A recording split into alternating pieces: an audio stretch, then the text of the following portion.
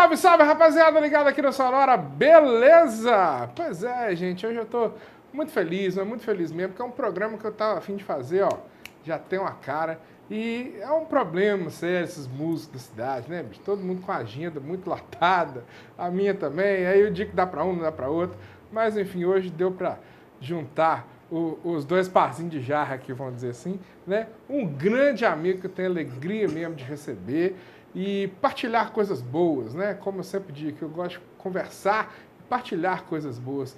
Hoje estou com a alegria de receber o meu amigo Aquino.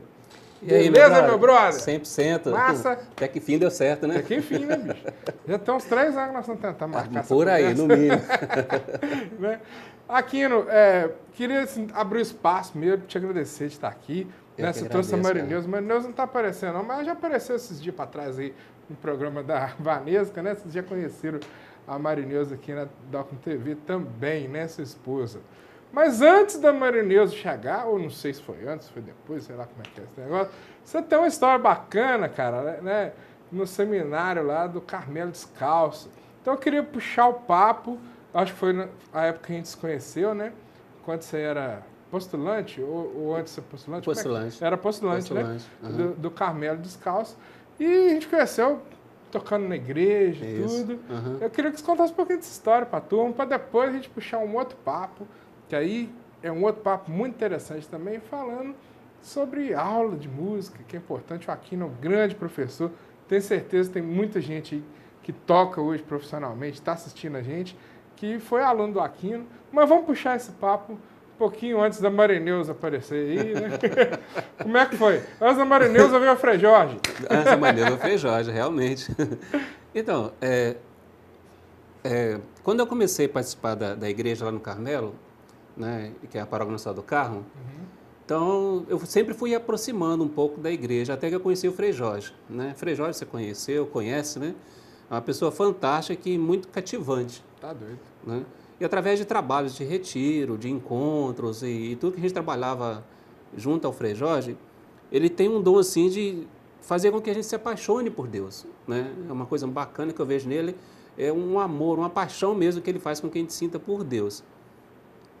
E nessa moção, né, dessa paixão, de sentir assim o amor de Deus na vida, eu me senti chamado a ingressar no Carmelo para a vida religiosa. Né? Nós temos lá na paróquia lá o seminário do Carmelo Descalço, né? E isso depois de muito tempo de amizade com o Frei Jorge, eu resolvi ingressar no Carmelo. Né? Fui postulante no ano de 98, e no ano de 98, no Carmelo... A turma é boa também, né, cara? O réu, turma boa. Que a turma é espetacular, né? Nossa, eu vou te contar histórias daquela época, eu não vou virar a noite aqui. Mas, enfim, 98 foi um ano muito importante no Carmelo, porque nós tivemos no Brasil a visita das relíquias de Santa Teresinha. Estive lá. Né? Então, foi uma coisa assim, fantástica, não só em Caratinga, mas foi uma coisa fantástica no Brasil inteiro. Né? Relíquias de santos, para quem não sabe, né?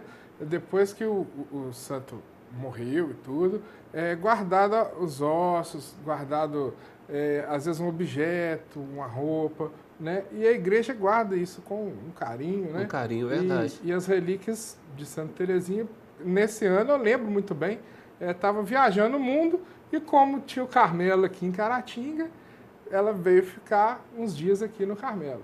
Veio, realmente. Né? E foi, assim, uma coisa muito bacana, porque muita gente ama Santa Teresinha. Ela é uma santa da igreja que cativa muita gente. Se você, por exemplo, observa, vai ver um filme lá na sua TV, sempre num cantinho tem a Santa Teresinha. Que seja filme nacional, que seja filme americano, que seja filme francês, sempre ela está lá num cantinho.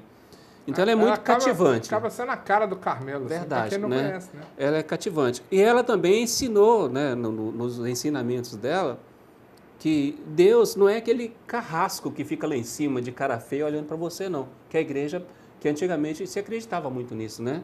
Era o jansenismo, né? Onde que eu estou aqui, Deus está lá em cima e uma distância muito grande. E com a espiritualidade de Santa Teresinha, ela colocou um Deus muito próximo de nós. Um Deus que nos ama, que está do nosso lado, né? Então foi muito bacana esse período. Então foi um ano assim, em que eu entrei no Carmelo, e quem entrou no Carmelo junto comigo nessa turma é uma turma espetacular. Né? Uma turma espetacular. Nós temos o Harold, né, do café, nós temos o Richard, que hoje está em BH, nós temos o nosso finado Beni, né, que faleceu alguns anos atrás, né, e o Rócio do Rio de Janeiro. Então, o Rubens, lá de Fortaleza, né, gente boa demais da conta. Então, do Brasil inteiro espalhou. Do Brasil inteiro. Realmente, veio menino do Rio Grande do Sul, do Rio Grande do Norte, de Fortaleza, do Mato Grosso, Minas Gerais, São Paulo, né? E assim. Então, foi uma experiência muito bacana, porque nós vivemos muito essa questão de divulgar essa Santa Terezinha que estava chegando. E todo lugar que nós chegávamos para fazer essa divulgação de Santa Terezinha, nós éramos muito bem acolhidos, né, nas comunidades. Estivemos em Valadares, Bom Jesus do Galho, Manhuaçu, Juiz de Fora. Ou seja, nessa época, eu brinco assim, o nosso convento era a Kombi, que nós não parávamos, né? Ficar mais dentro da Porque Kombi, lá nos postulantes, na nossa turma, nós tivemos a felicidade de ter vários músicos, né? Então, nós tínhamos o Silvio, que hoje trabalha na Caixa, que tocava baixo, né? Que também foi postulante comigo. Nós temos o Edinaldo Medina, em Belo Horizonte, tecladista muito bom, que tocava com a gente, né? O Rócio tocava guitarra do Rio de Janeiro, né? O Rubens, né? Lá do Nordeste, cantava muito bem. Então, nós montamos um grupo ali, nós só não tínhamos bateria. Aí, nessa bateria, entrou o Júlio, da Padaria Líder, para ser o nosso baterista, né? E a Gisele Rismo, né? Que canta demais, que era nossa parceira também, nossa amiga, para cantar junto com a gente. E formamos a banda Carmelos, né? E para fazer essas divulgações do Carmelo, né, e de Santa Terezinha. Então foi uma experiência assim, muito bacana, né? Não dei continuidade na questão religiosa, né? Fiquei no postulantado, que é a primeira etapa dessa caminhada, né? É a primeira etapa. Depois tem outra, porque no Carmelo é assim, você tem um postulantado, você tem um noviciado, né, onde você recebe o seu hábito, e depois você vai fazer filosofia e teologia, né? Não lembro se é nessa ordem, né? Mas acho que são 4 anos de filosofia, de teologia. 4 anos de filosofia e 3 de teologia, né? É um pouquinho diferente do seminário diocesano, Sim. por exemplo, que é uma vida religiosa, tem que viver em comunidade, um pouquinho diferente. Vale a pena você que está aí, que não conhece os religiosos, conhecer. É muito bacana, É uma uma vida realidade. massa. Eu acho que isso que você falou da turma, assim, tocar, é muito legal também, porque acaba, né, gente de tudo que está lugar do país, Verdade. culturas diferentes, morando na mesma casa, é um Morando, barato. né? Eu também morei nesse seminário, então por isso que eu estou falando. Outra história para outra. A vida comunitária é muito bacana, né, Nathan? Assim, tem suas dificuldades, né, porque são pessoas diferentes, né? Mas tem aquela questão assim de querer dar certo, né? Querer que a coisa funcione, né? Cada um se respeitando, cada um trazendo a sua cultura, cada um trazendo as suas informações. E a vida comunitária ela é muito legal. Sim, né? com certeza. Muito bacana. A gente cresce muito, espiritualmente Verdade. e de amizade, é a coisa Sim. que você leva pro resto da sua vida. Verdade. Aqui, dessa época, assim, de sei lá como religioso, e hoje ainda você continua tocando nas missas, Sim. e fazendo os trabalhos de missionário, vamos dizer assim, né? Nas comunidades, levando curso, palestras, catequese, enfim. Aqui não, multicara, né? Tem muita história para contar, né? Tirou a canção para a gente fechar esse bloco, uma das músicas que te tocou, assim, de repente, de Santa Terezinha, ou uma música religiosa mesmo que você curte e que você tem feito aí durante a sua vida, para a gente poder ir para o outro bloco e conversar um pouquinho sobre o lado professor de música, que eu acho que é uma profissão importantíssima, é muito legal você que está aprendendo, ter um professor do lado. Nós vamos conversar sobre isso já já. Mas eu queria fechar esse bloco com a canção religiosa, A canção dessa religiosa. que você gosta. Isso que eu gosto, né? Então, tem as músicas lá do Carmelo, né? Mãe do Carmelo, do teu paraíso, dá-me um sorriso de graça e candor. Se na luta temendo eu vacile, tua mão me dê vida e valor. Virgem do Carmo, rogai por nós,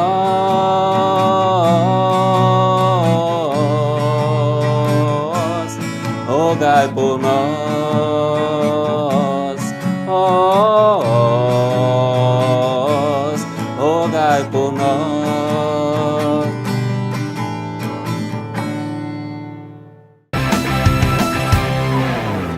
volta com Sonora, de volta aqui com o Aquino, para bater altos papos, né? Fala um pouquinho já de música religiosa, mas agora eu quero puxar um outro papo, que é essa questão.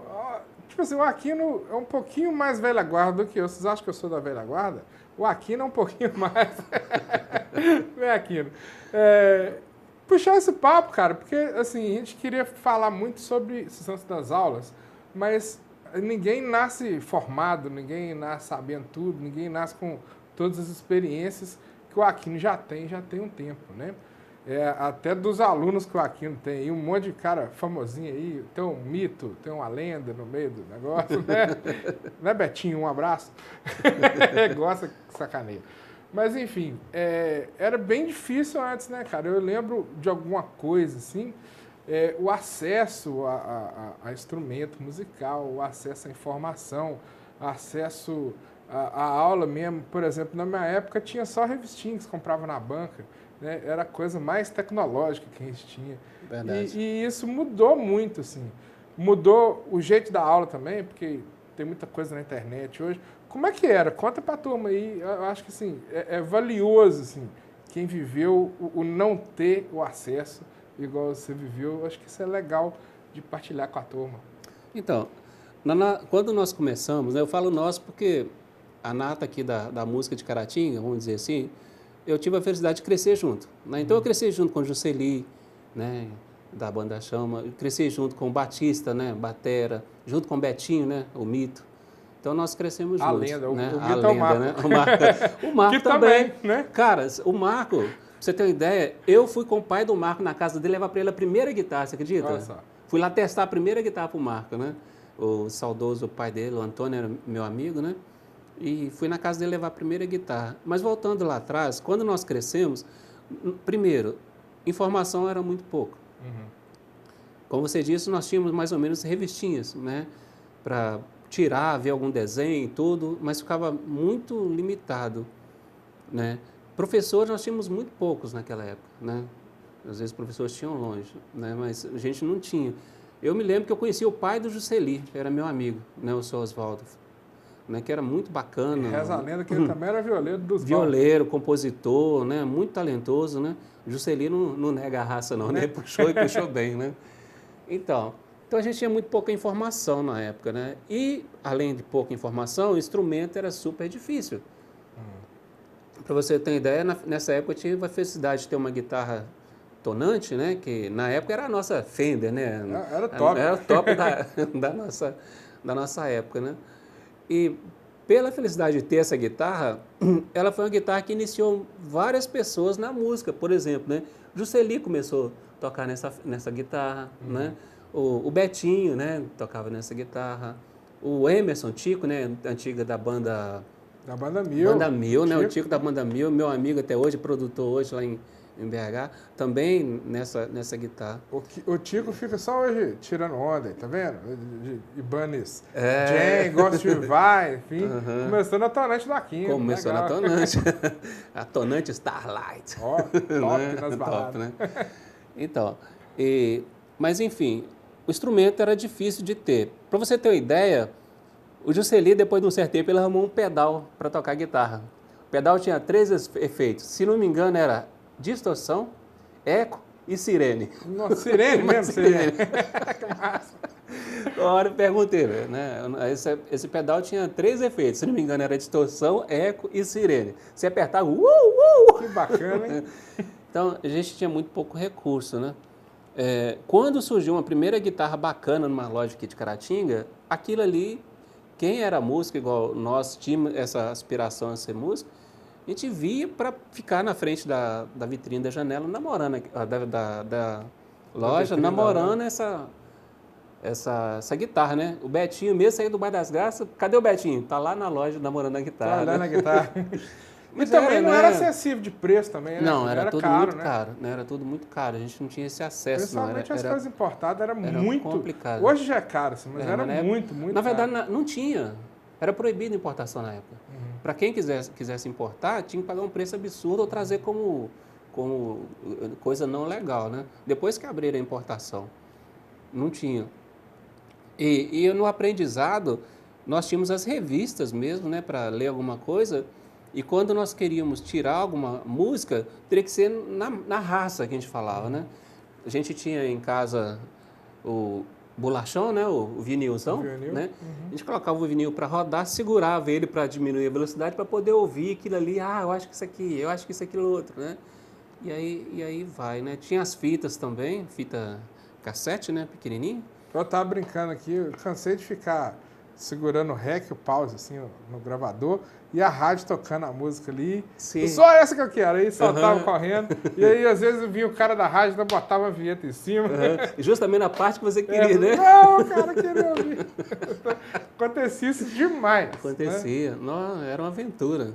Né? A gente ficava namorando o rádio o dia inteiro para ouvir aquela música, gravar aquela determinada música, né? E aí você ligava pra rádio, né? E pedia as coisas. Pô, Verdade. vou tocar tal hora. Você já ficava ali com o dedo em cima para não perder nada. Verdade. Né? Barato. Então, aí nessa época a gente não tinha esse acesso, né? Hoje, graças a Deus, é tudo diferente, você tem informação para todo lado. E eu acho que às vezes muita informação também causa uma overdose de informação, mais atrapalha do que ajuda em muitos casos, né? Você vai na casa de um aluno que tem lá 10 DVDs de aula, se ele vê uma, é muito. Porque às vezes tem muita informação, né? Hoje tem informação na internet, tem aula para todo lugar, né? Que as pessoas podem ter acesso a como que faz aquilo, né? Só que aí o que acontece, Nathan? Muitas vezes você lida com um aluno que pega uma música lá do Guns N' Roses, toca ela toda, do início ao fim, perfeito, mas não entende nada do que ele fez, né? Se não tem interação, às vezes, com outra pessoa. Não tem, né? não tem, que é muito importante. Eu gosto muito de dar aula com mais de um aluno. Né? Para ter essa questão de tocar junto, né? De ver como que as pessoas resolvem uma situação, né? Ah, como que vai resolver aquela música? Um resolve de um jeito, outro resolve de outro, né? E um trocando informação, trocando ideia, um motivando o outro. Eu gosto muito de trabalhar o coletivo. Bacana. Né? Nas minhas aulas. Dificilmente eu dou aula para um aluno só. Agora, uma coisa que eu acho legal, assim, e é legal ressaltar aqui no programa, é quanto que é importante ter a figura do professor, assim. Eu falo isso muito, e agradeço muito aos professores que eu tive de música, né? Eu acho muito importante, o cara te encurta um monte de caminho. Eu falo isso aqui muito no Sonora. Te encurta um monte de caminho, você deixa de quebrar um monte de cabeça, porque Verdade. você tem alguém para te orientar. Verdade. Né? Então, assim, eu, por exemplo, nessa minha caminhada de falta de informação e correndo atrás de informação, né? Por meus próprios pés, né? Eu vejo que quando eu encontrei alguém que me deu uma informação mais clara de como funciona a música, minha cabeça abriu e abriu muito, né? Abriu um horizonte novo, assim, nossa, é isso tão, né? O segredo está aqui, né? É só isso. Né? Só isso, né? Então, o professor, ele é muito importante para te orientar nessas coisas, para você não ficar experimentando as coisas. O experimento, ele é importante, né? Mas ele te cria vários atalhos, né? Para você se desenvolver, né? E até observe em você coisas que o aluno tem de capacidade, que ele tem para colocar para fora a musicalidade dele, e corrige para que ele não vá para caminhos errados. Tira né? vício. Né? Tira vício, né? Hoje, por exemplo, assim, quem mexe com a aula sabe disso. Muitas vezes, quem já toca um bom tempo quer vir fazer aula com a gente. Só que é complicado porque ele já tem vários vícios. É igual a pessoa que já dirige e quer fazer a aula de direção, autoescola. Né? Ele está acostumado com várias coisas que não são corretas, que são os vícios da direção. Na música também acontece isso. Tem várias pessoas que têm alguns vícios, né, que ele custa a se adaptar, mas se adapta e depois vê, então é assim que funciona. Né? É assim, tá. Né? Então, o professor vai te ajudar nisso. Né? E te orientar também para você não ficar perdido no meio de tanta informação. Ó. Você tem que ir por aqui, você tem que ir por ali, você tem que ir por lá. Eu dei aula um pouquinho. Assim, quando eu formei no 2º grau, no meu 3º ano, eu fazia uma permuta com a escola, dava aula de música de manhã, estudava à noite, de manhã e à tarde. Estudava à noite, aí eu consegui formar, enfim, depois fiz faculdade, que é a coisa toda. É muito legal a gente ver o desenvolvimento do aluno, principalmente aquele que veio do zero mesmo, não sabia muito bom. nada, e é legal. Aí a minha pergunta para finalizar, que eu quero ouvir você cantar e tocar uma no final aqui do Sonora, é essa. qual que é o sentimento que você tem na hora que você vê um aluno ali, principalmente criança, por exemplo? Eu sei que você é jeitoso demais com criança, um monte de criança eu vejo você dando aula aí, cara, e você tem um jeito legal com criança. Como é que é ver esse desenvolvimento das pessoas e às vezes o cara chega num alto nível e que eu sei também que tem um monte de alunos, ex-alunos seu aí, tocando profissionalmente. Como é que é isso, o seu sentimento com isso aí, Aquino? Cara, eu fico muito feliz com isso, né? E me sinto realizado, né? Me sinto bem, porque eu sempre gosto de ver as pessoas se sobressaindo, né? Qualquer que seja, né?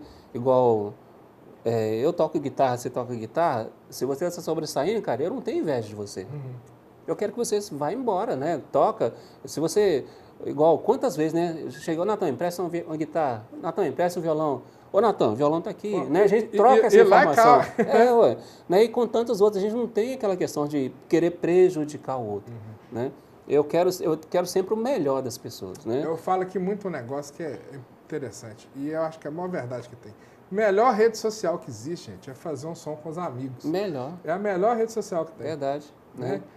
E essa amizade é tão legal que é um negócio que só a música proporciona. É verdade. É só quem toca que sabe como é que é. Então, aí, assim, essa questão, assim, do aluno é muito bom. Você vê um aluno lá que não começou do nada, ele está crescendo, está tocando, está vencendo a timidez dele de tocar, de se apresentar, porque nas minhas aulas, como eu trabalho com prefeituras, sempre tem uma apresentação dos alunos no final num período, né? E é muito bacana a participação, a realização deles, né? Como que eles ficam ansiosos, ficam nervosos, né? Mas depois você vê assim que aquela satisfação no olhar de cada um, né? dos pais, dos familiares, dos amigos. Então, eu gosto muito de ensinar, né? Eu gosto de ensinar música. Eu gosto, porque assim, não é só a questão da música, Natan, porque eu falo assim, muitas vezes a gente está ali ensinando música, mas você está formando um indivíduo, né? Eu estou levando informação que eu acredito que seja boa, né?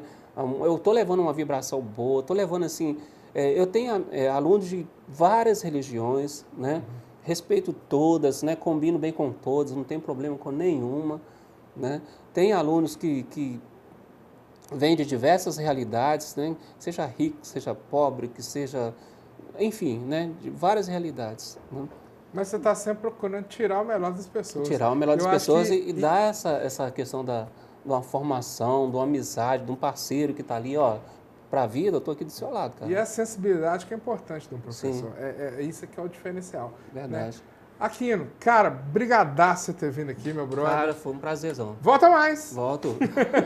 Outro dia volta assim. Demorou para aprender o caminho, tá. Né? Papo nós temos para mais de metro. Não, tem umas 18 programas aqui para gravar, mais ou menos. Maior prazer, Se Natan. deixar, a gente fica. Vamos encerrar com a canção, que tem uma história bonita também, achei legal. Então, às vezes, os meus alunos chegam com algumas músicas que eu gosto das músicas, né? Porque, às vezes, pela internet, ou filmes, ou jogos, eu começo a perceber que algumas crianças trazem algumas músicas que não são muito alegres, não são muito para cima. Isso me preocupa, né? Porque tem uma vida, tem uma coisa que é para jogar para cima. Eu gosto de jogar as pessoas para cima, né? Tanto que eu faço piada o dia inteiro. Só não me joga para cima porque é o peso dele. Né? Tem que ser forte. Você me conhece, sabe que a gente brinca o tempo inteiro, é sempre alto astral, né? Então eu gosto que meus alunos tenham esse alto astral. E eu valorizo cada uma dessas músicas que falem do alto astral, da boa vida, da coisa certa, né? E essa música, quem me trouxe essa música foi a Adriele, uma aluna minha, que é muito bacana, né? Eu gosto de quando trazem alguma música que eu me aproprio dela para fazer outras coisas. E essa música eu divulguei bastante esse ano, uma música que eu não conhecia, não sei quem canta, né? Encontrei lá no YouTube, falha a mim de não falar o nome dela aqui, mas eu não me lembro mesmo, né? Mas eu sei que veio com a Adriele, né? Aprendi com ela, ensinei ela a tocar, então uma gracinha tocando e cantando. Bacana. Né? Mas é uma música que eu peguei ela para mim, por causa do que ela fala, do bom astral, né? De regar as coisas boas da vida. Bacana. Né? Vamos ouvir então, gente. E na semana que vem tem mais um programa bacana, feito especialmente para vocês. Fique aí com o som do Aquino. Vamos lá.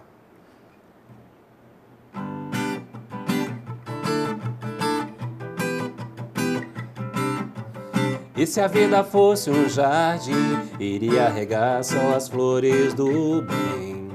Ia te trazer pra mim e te convidar pra regar também. Rosas, margaridas, jasmins, de todos os tipos, de todas as cores. Tire tudo que for ruim e comece a regar as flores.